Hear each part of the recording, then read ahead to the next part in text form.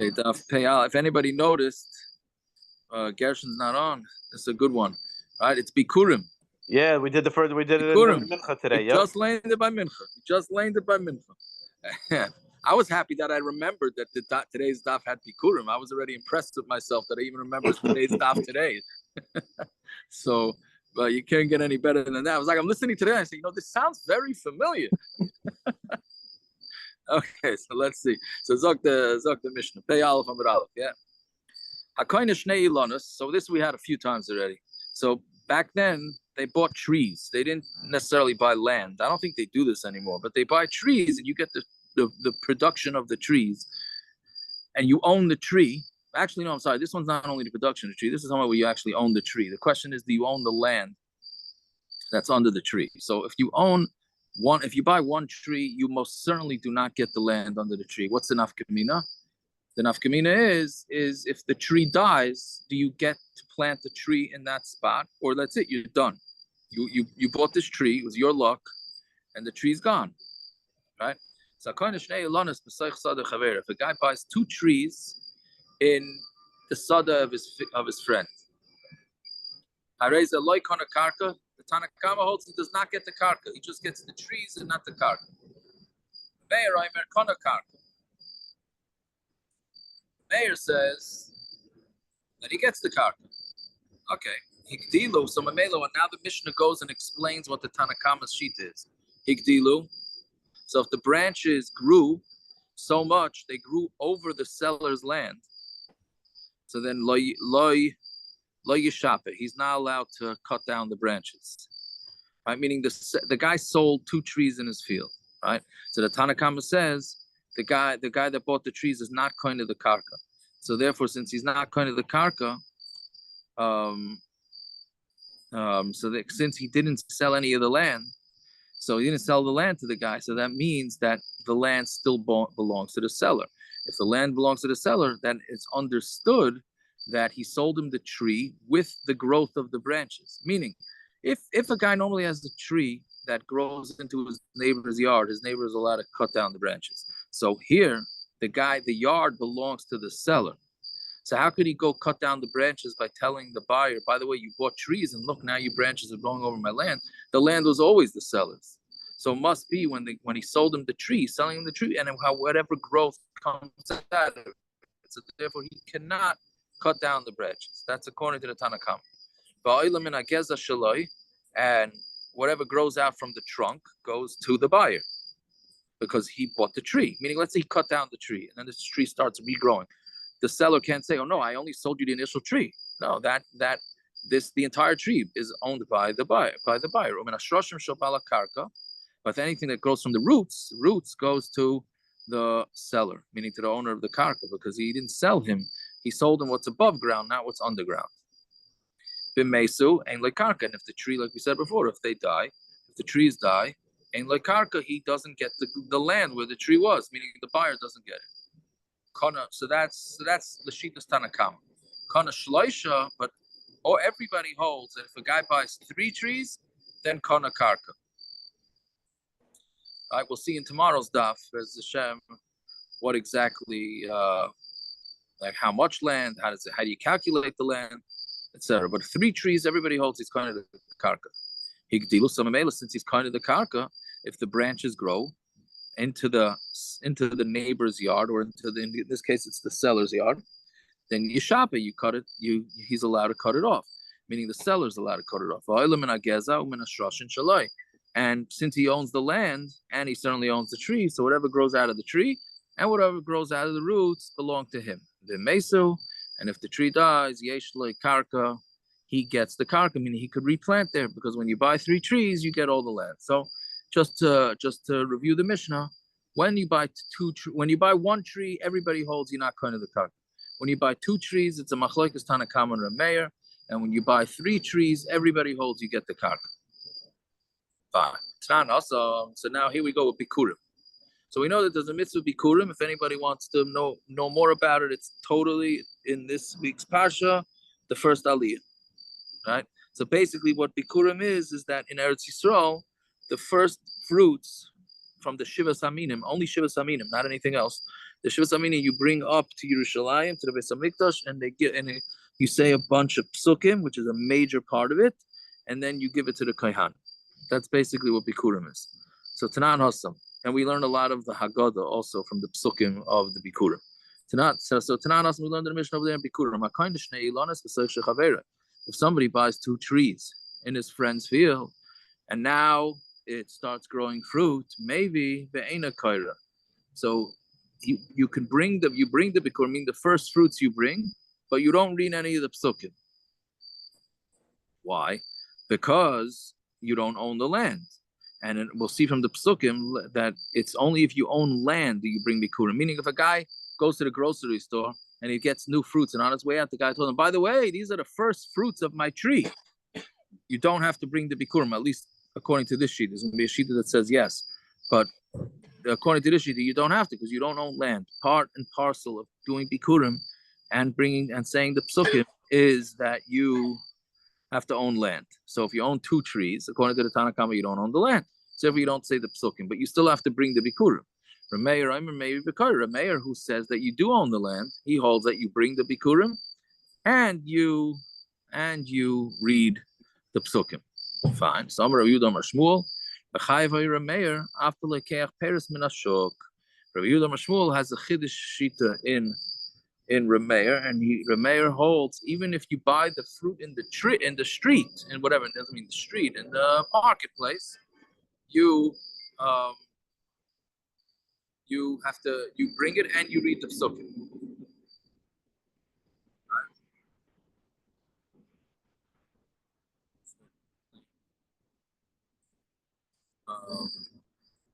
Now the Bach takes out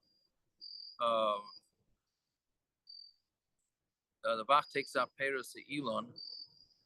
No, I'm sorry. The Bach Lekech Peres Minashuk, and he puts in after Lekech Peres Elon, and he takes out Minashuk.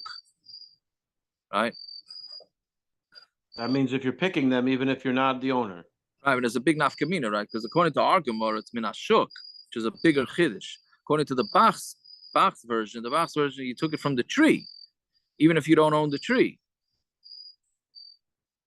Right? So basically what he's doing is he's being chaylik on the way you understand the Mishnah Bikurim, because we understood the Mishnah Bikurim as you have to own land. Here Rabbi Yehuda is saying over name of Shmuel that Reb Meir does not even require you to own land. And you could say it. So the Gemara says, "Mimai." One asks me, "Mai." How does he know? So the Ketani Mishnah Yisera says it's a Mishnah Yisera. It's an extra Mishnah. Right? Why do you have to teach that Mishnah Bikurim? It's the same machlokes here in Bava Basra. Right? If the machlokes is whether somebody buys 2 trees, does he also buy the land? Right? So what do you have to say? And then if you own the land, you read the psukim. If you don't own the land, you don't read the psukim. So why is it doubling up? So it must be to tell you that you don't, that it has nothing to do with land, according to Rameir. So michti, tana le diyesh le karka. Right? The Mishnah already said that he if he buys 2 trees, he gets the karka. Shita de maybe v'kara. It's pashut that he brings and he reads the psukim, right? So meaning you don't need that. Elishmami, this is explaining what we just said. Elishmami, no, mechayiv ha'yirameir. So it must be that a mayor holds that you're chayiv to bring the fruits, the bikurim, and read the psukim apalekeh peres min hashuk, even if you bring the peres from the shuk. So Gemara asks, "V'aksiv asher tovi me artzacha," right? It's pasuk beis in this week's parsha.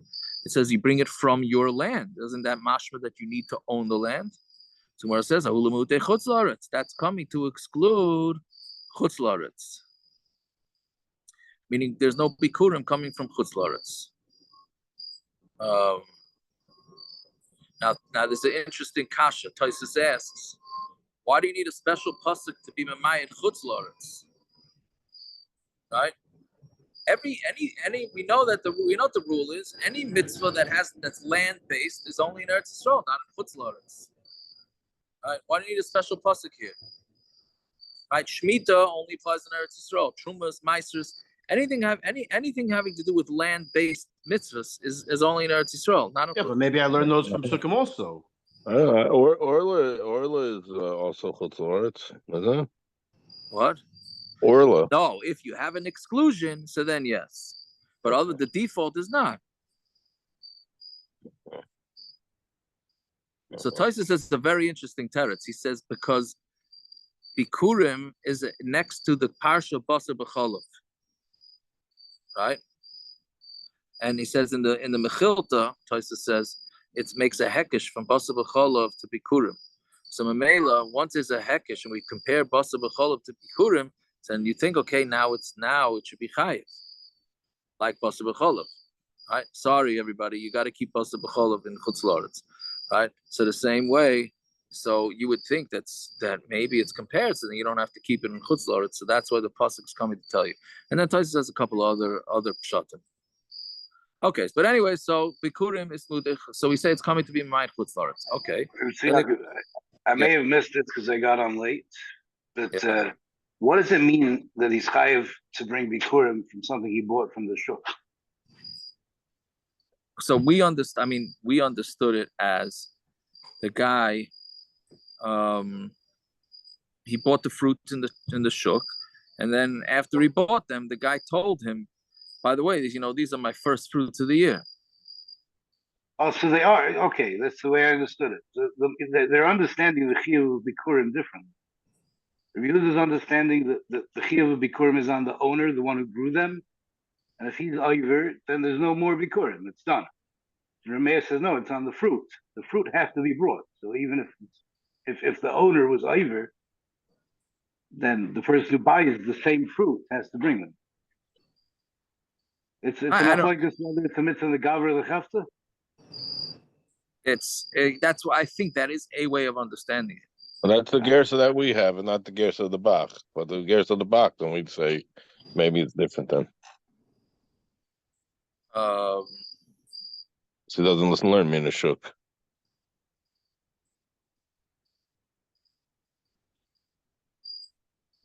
I hear. Yeah, but that's the way basic way how to look at it. Yeah. Bach doesn't change anything. He just changes it to Ilan. Yeah. It takes out the shuk. Yeah. Right. So the Bach, right. So the Bach didn't grow them. Yeah. Yeah. Anyways, okay, let's see weiter. So what are we up to? So what do we get up to? But it says your land. It says comes to exclude land in Eretz Yisrael that's owned by a guy. As we know, that's a whole tumult, right? If land in Eretz Yisrael is owned by a guy, does that have any of the kedusha of Eretz Yisrael or not? Okay, it says that you gave me, right? That also says that Hashem gave the person the bikurim. So it answers the obviously zuzi b'zamni b'hu. It means that he gave me money that I was able to go buy fruit. But Rabba has a different kasha. If somebody buys one tree in the field on the field of his friend, maybe ve'ena kaira. It says you bring bikurim, but you don't read the psukim. If you like kana karka, because you didn't buy karka. Divrei Rab Meir. So you see, Rab Meir straight out says even if you own the tree, if you don't own the karka, you don't read. So the Gemara says Tiyuf, that taka slugs it up. There's no way around that. So we slug up Rav Yehuda or Shmuel that it can't possibly be that Rab Meir does not require land ownership. Right? Okay, so I'm going to Shimon ben Eliyakim Lazar on Tamar Beis now. My time in the Rab Meir, the Ilan Echad. What's the reason why Rab Meir holds by one tree? You don't read the psukim. Well, my time with the Rabbanan Bishnei Ilanos, and how come when the Rabbanan who hold by two trees you don't own the land either? So why is it that they hold you don't read the psukim? Meaning the Gemara's kasha is they shouldn't. Meaning why are they not going together? If you're not reading the psukim, don't bring the bikurim. I mean, if it says the psukim say don't. Like we just said, only if you own land. So the guy doesn't own the land. So, okay, so then don't bring the bikurim. Why do you have to bring the bikurim and not read the psukim? Amar Loi, this is a wild answer over here. Amar Loi, davar rishonim loy amru by tam. something that the Rishonim, obviously doesn't mean the Rishonim are Rishonim, it means the Tanoim didn't give a reason for Tishaleni v'Besmerish Kedei Levaisheni. You're asking me a shaila on it in Besmerish in order to embarrass me, right? Meaning he's saying if Reb Meir and the Chacham didn't say why the guy has to bring the Bikurim and not read the Psukim, you're asking me in public I should give a reason. They didn't give a reason. Why do I have to give a reason?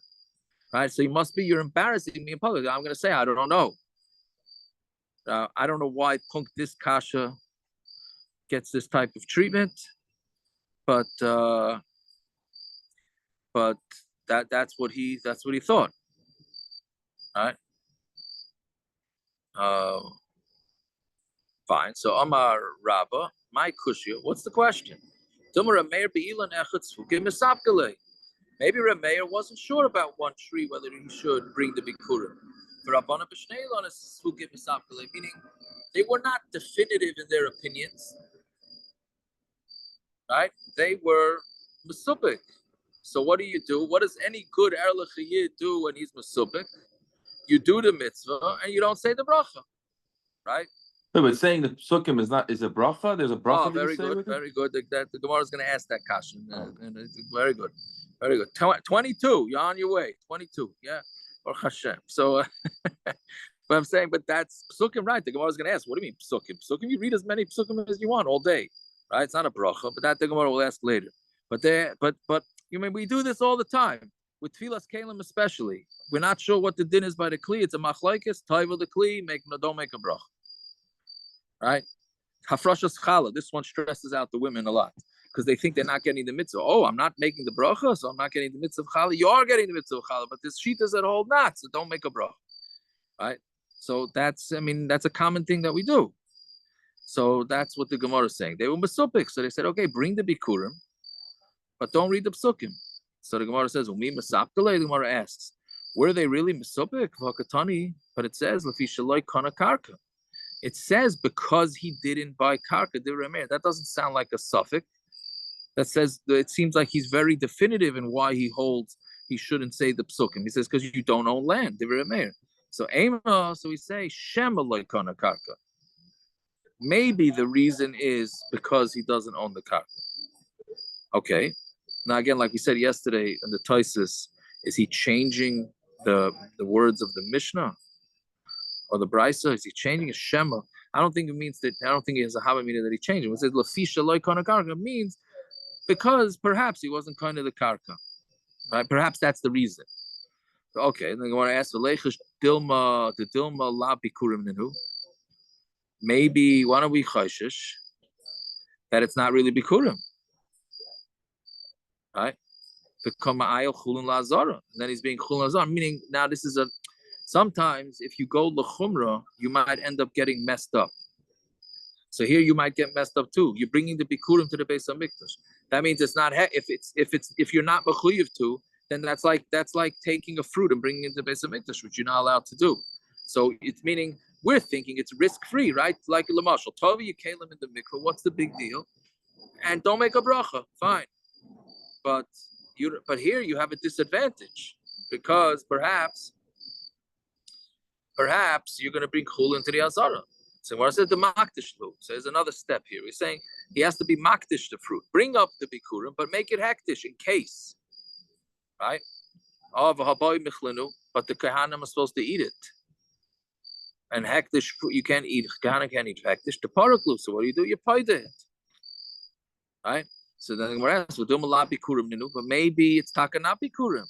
The kamafkalu mitchumas umayis. So now bikurim are potter from chumas and maisras, and since you're treating it as bikurim, so then they're not going to take off chumas and maisras. So the answer is the mafresh. You also have to be mafresh chumas and maisras. Okay, there's a lot. That means there's a lot that goes into this. There's a lot of detail, as they say, that goes into bringing up this bikurim. Fine. So the Gemara asks, even if you say that they take off chumas and maisras, bishlam chuma gedoyla, it's a chuma gedoyla which goes to the kaihanim. Meaning that's the first truma, yavla lekayin. You can give that to the kayin. Ma'aser sheni nami yavla lekayin. Ma'aser sheni you could also give to the kaihanim because they're ma'aser sheni lemaisa could go to kaihanim. Then we're not to give it to the leviim. But really, you can go to Kahanim too. Meiser Ani Nami. Yav Leila Kohen. You can give the Meiser Ani to a Kohen Ani. Ela Meiser Rishon the Levi, but Meiser Rishon. What do we know to give to a Levi? Meiser Sheni? I'm sorry, I was mixing up Meiser Rishon. I jumped the gun. Meiser Sheni also usually. I'm sorry. Yeah. Meiser Sheni, if it's in the first year or the second year, right? You can give it to the Kohen to eat. It has to be in Yerushalayim, so you give it to him to eat. No, that's I jumped the gun on that. Ela Meiser Rishon the Levi, but Meiser Rishon goes to the Levi. The man Yovle, who are you giving it to? Who are you supposed to give it to? So that's what I'm saying. I jumped the gun. I went with the Gemara's teretz before the Kasha. The Yovle LeKoyin. So they said, no, you give it to the Koyin. With like Shitas Rabbi Elazar ben Azariah. The Tanya Truma Gedoyel LeKoyin. Truma Gedoyel goes to the Koyin. Meiser Rishon the Levi. To Rabbi Kiva, that's Shitas Rabbi Kiva. Rabbi Elazar ben Azariah, Omer Meiser Rishon. The Meiser Rishon after Koyin. And the Bach takes out the word af. Meiser Rishon goes to the Koyin. So basically, if you go like Rabbi Elazar ben Azariah, so you can give it all to the Koyin, and then you're okay. Okay. Even according to Rabbi Akiva, if you give Meiser Rishon to a Kohen, it's mutter. But yeah. You're still giving Meiser Rishon, and he can eat it. The Yisrael can eat Meiser Rishon. He's not over anything. What's the issue here? What about Trumas Maisa? Doesn't it have to be Mafish Trumas Maisa? Yeah, so he gave it to the Kohen anyway. So whether the Kohen or Levi, you have to, if you weren't Maisa, if you weren't Mafish Trumas Maisa, then it's Tevel still. No, it's the Meiser is Tevel because it's not a real Tevel. The Meiser is Tevel because it has in it Trumas Meiser. But who's eating it? You gave the Meiser to a Kohen. It's not Tevel for the Kohen.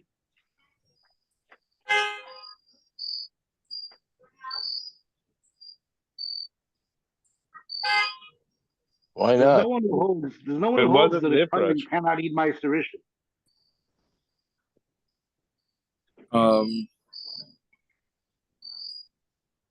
Meiser Rishon Shalom Nidutrum also. That doesn't have a din of Tevel.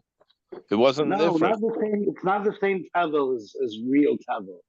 Meiser Rishon is called Tevel because it has in it Trumas Meiser that needs to go to the Kohen, and that is a Chiyuv Karis for a non-Kohen to eat.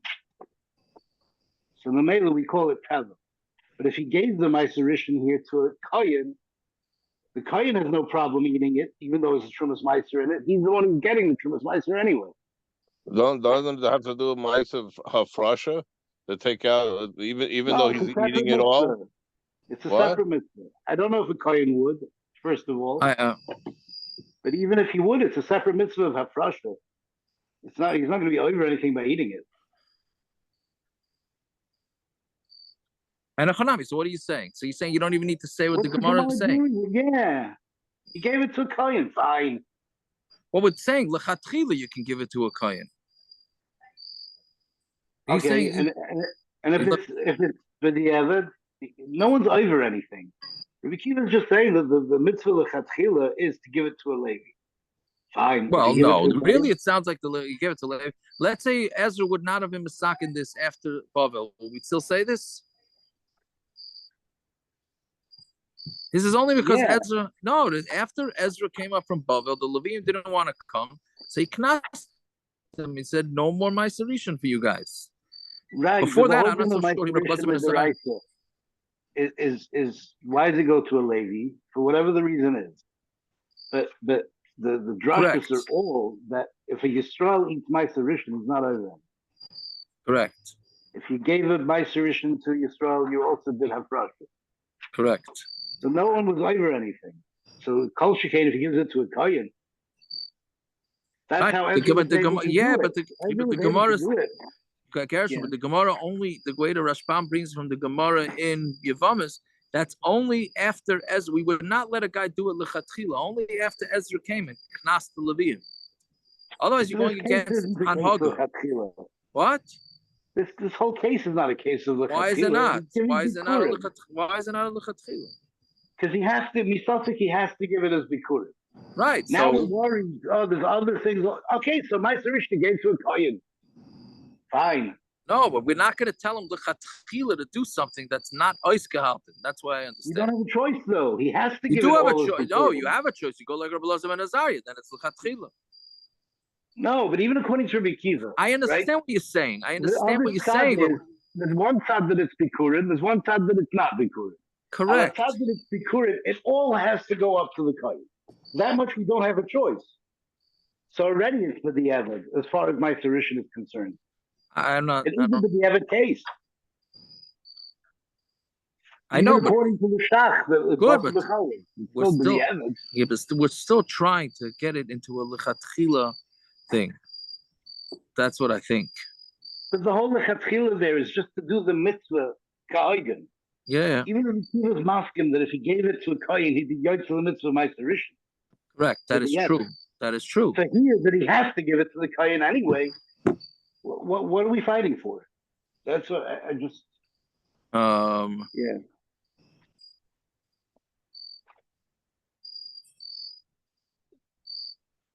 No, I don't know. I'm not so sure I hear you, Kasha. But okay. But I mean, there's other kasha. You could give other fruits for the trumas and meisters, not to be kurim fruits. Right? That's another kasha. Why you have to give these fruits?